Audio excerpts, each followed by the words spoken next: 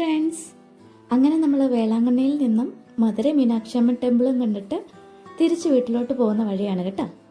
അപ്പം തമിഴ്നാട് കിടക്കുന്നതിന് മുൻപായിട്ട് കരോളിന് വെള്ളിക്കൊലുസ് മേടിച്ചാലോ എന്നൊരു പ്ലാൻ, പെട്ടെന്നുണ്ടായ പ്ലാനാണ് കേട്ടോ. തമിഴ്നാട്ടിലെ വെള്ളിക്കൊലുസൊക്കെ കുറേ ഡിഫറെൻറ്റ് കളക്ഷൻസ് ഉണ്ടല്ലോ. കേരളത്തിനെ അപേക്ഷിച്ച് അവിടെ കൂടുതൽ കളക്ഷൻസ് ഉണ്ടാവും. ഇവിടുത്തെ പോലെ സ്വർണ്ണക്കൊലുസൊന്നും അവരിടാറില്ലല്ലോ. മിഞ്ചിയൊക്കെ എല്ലാം വെള്ളിയിൽ തന്നെയാണ് അവർ കാലിൽ ഇടാറുള്ളത്. അപ്പോൾ നമ്മളൊരു ഷോപ്പിൽ കയറി. താഴത്തെ സെക്ഷൻ മൊത്തം ഗോൾഡാണ്, മുകളിലാണ് സിൽവർ മൊത്തം. അപ്പോൾ അവിടെ നിന്ന് കരോളിന് ഒരു വെള്ളിക്കൊലുസ് മേടിച്ചു. അപ്പോഴാണ് എൻ്റെ കെട്ടിയന് എനിക്കൂടെ ഒരു വെള്ളിക്കൊലുസ് മേടിക്കണം എന്നൊരാഗ്രഹം. അപ്പോൾ എനിക്കും വെള്ളിക്കൊലുസ് ഇടുന്ന ഇഷ്ടമാണ്.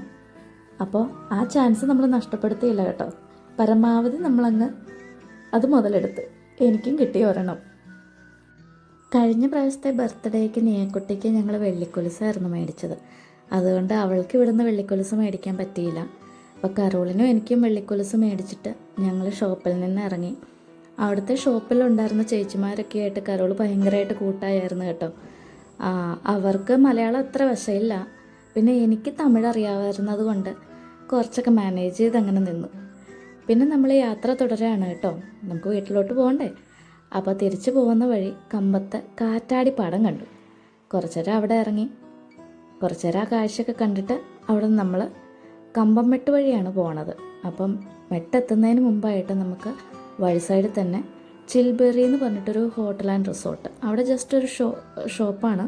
നമുക്ക് അവിടെ കയറിയ സ്വീറ്റ്സൊക്കെ മേടിക്കാം. ഞങ്ങൾ ജസ്റ്റ് ഒരു ചായയൊക്കെ കുടിച്ചു.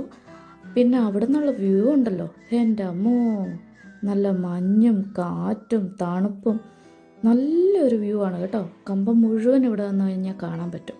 കണ്ട, നിങ്ങൾ തന്നെ കാണുമ്പോൾ താഴെ ലൈറ്റ്സൊക്കെ കത്തിക്കിടക്കുന്ന കണ്ടില്ലേ, അത് മൊത്തം കമ്പം ആണ്. അവിടെ നിന്ന് കയറി വരുന്ന വണ്ടികൾ, വളവ് തിരിവൊക്കെ ഇവിടെ നിന്ന് കാണാൻ പറ്റും.